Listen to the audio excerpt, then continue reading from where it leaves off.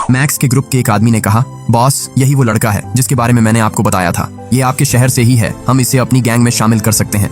Puke जब counter तक पहुंचा तो बावर्ची ने उसे बताया कि खाना खत्म हो गया है, अब कल आना। प्यूक तो नीचे बचा जला सड़ा खाना खाने के लिए भी तैयार था, लेकिन जैसे ही बावर्ची ने उसकी प्लेट में बचा हुआ खाना डाला, प्यूक ने तुरंत उसका हाथ पकड़ लिया क्योंकि वो उसका खाना गिराने की कोशिश कर रहा था। प्यूक ने पूछा, तुम लोग मेरे साथ ऐसा क्यों कर रहे हो? जिस पर बावर्ची ने जवाब दिया, हर चीज में अपनी नाक अड़ाओगे तो उसकी कीमत तो चुकानी पड़ेगी। तभी बियर उठकर प्यूक के पास आया और उसका खाना जमीन पर गिरा दिया। मैक्स के आदमी को लगा कि अब तो ये लड़ाई करेगा, लेकिन प्यूक ने कुछ नहीं किया और चुपचाप जमीन से खाना उठाकर खाने लगा।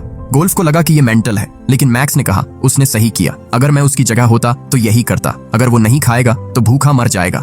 इसके बाद सभी कैदियों को नहलाने के लिए ले जाया जाता है। प्यूक चुपचाप नहा रहा था, तभी बियर और उसके लोग उसे घेर लेते हैं। बियर ने कहा, तुझे क्या लगता है यहाँ तू हर चीज फ्री में इस्तेमाल करेगा और हम बस देखते रहेंगे? यहाँ हर चीज का बिल देना पड़ता है। उन्होंने प्यूक से घुटनों के बल बैठने को कहा, लेकिन जब उसने मना किया तो उसके साथ जबरदस्ती की गई। उनके रूल्स के अकॉर्डिंग प्यूक को अब 5 लातें खानी थीं। पहली लात बियर ने मारी। इसके बाद उन्होंने फ्लूक को बुलाया और कहा, इसे मार। जब फ्लूक ने मना किया तो उसे धमकी दी गई कि अगर उसने प्यूक को नहीं मारा तो उसे भी वही सजा भुगतनी होगी जो इस नए लड़के को दी जा रही थी। फ्लूक को आखिरकार उनकी बात माननी पड़ी, लेकिन वो प्यूक को ज्यादा चोट नहीं पहुंचाना चाहता था, इसलिए उसने उसे हल्के से लात मारी। अब सिर्फ 2 लातें बची थीं। बियर नहीं चाहता था कि प्यूक बच जाए, इसलिए उसने अपने आदमी को उसे मारने को कहा। प्यूक समझ गया कि इस बार उसे बहुत जोर की चोट लगेगी, इसलिए उसने खुद को बचाने की कोशिश की। उसकी हिम्मत देखकर बियर का गुस्सा भड़क उठा और उसने अपने लोगों के साथ मिलकर उसे बेरहमी से पीटा। प्यूक कुछ देर के लिए बेहोश हो गया और वो सब उसे उसी हालत में छोड़कर चले गए। इसके बाद हमें एक फ्लैशबैक दिखाया जाता है जिसमें हम छोटे प्यूक को देखते हैं जो पैसे कमाने के लिए बॉक्सिंग कर रहा था। जब वो मार खाकर घर वापस लौटा तो उसकी माँ ने उससे पूछा, तुम्हें ये सब करने की क्या जरूरत थी? प्यूक ने कहा, आप ड्रग्स बेचती हैं, इसलिए लोग मेरा मजाक उड़ाते हैं। मैं नहीं चाहता कि मैं भी ड्रग्स के पैसों पर पल कर बड़ा हूँ। इसके बाद कहानी प्रेजेंट में लौट आती है।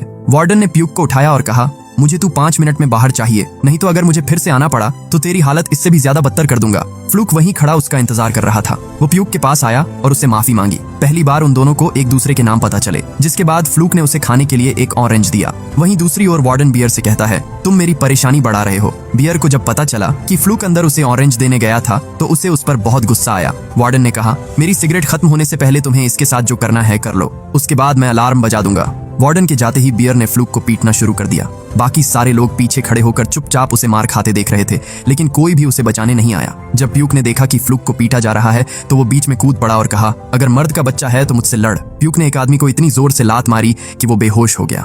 इससे पहले कि बात और बिगड़ती, गोल्फ बीच में आ गया और कहा, बस ये सब यहीं रोक दो। वो दोनों को अपने ब्लॉक में शामिल करना चाहता था, लेकिन बियर ने कहा, ये इतना आसान नहीं है, ये दोनों मेरे शिकार हैं। कुछ देर बाद मैक्स वहां आया और बियर के सामने खड़ा हो गया। काफी गर्मा गर्मी के बाद आखिरकार बियर उन दोनों में से किसी एक को देने को राजी हो गया, जिसके बाद गोल्फ ने प्यूक को चुना। अब प्यूक उनकी गैंग का हिस्सा बन चुका था और उसे हाथ लगाने का मतलब था पूरी गैंग से टकराना। उस रात जब सभी सो रहे थे, मैक्स ने देखा कि प्यूक सो नहीं रहा है। उसे महसूस हुआ कि ये लोग भरोसा करने लायक नहीं है। प्यूक ने पूछा, तुमने मुझे ही क्यों बचाया और मेरे दोस्त को उन हैवानों के बीच क्यों छोड़ दिया? इस पर मैक्स ने जवाब दिया, क्योंकि तुम उसकी तरह नहीं हो। वह लड़का जिद्दी नहीं है, वो लोग जो कहेंगे वही करेगा और किसी तरह जिंदा रह जाएगा, लेकिन तुम उन लोगों के बीच एक हफ्ता भी नहीं बच पाते। प्यूक ने उन्हें उसकी जान बचाने के लिए शुक्रिया कहा। गोल्फ ने उसे एक लकड़ी का चाकू दिया और कहा, ये मैंने अपने हाथों से बनाया है, अगर कभी जरूरत पड़े तो इसका इस्तेमाल करना। उस रात प्यूक आराम से सो गया, लेकिन फ्लूक के लिए ये रात बहुत मुश्किल रही। प्यूक की मदद करने के लिए बियर और उसके दोस्तों ने उसे पूरी रात पीटा, जिसकी वजह से उसकी तबीयत बहुत खराब हो गई। अगली सुबह जब सभी कैदियों को बाहर लाया जा रहा था तो गोल्फ ने देखा कि प्यूक अभी तक सो रहा है। उन्होंने उसे जगाने की कोशिश की, लेकिन वो नहीं उठा। एक पल के लिए उन्हें लगा कि कहीं प्यूक मर तो नहीं गया, लेकिन तभी अचानक प्यूक उठ गया और उसने गोल्फ की गर्दन पर चाकू रख दिया। जब प्यूक को होश आया तो उसे याद आया कि अब वो उन हैवानों के बीच नहीं है, उसे यहाँ कोई खतरा नहीं।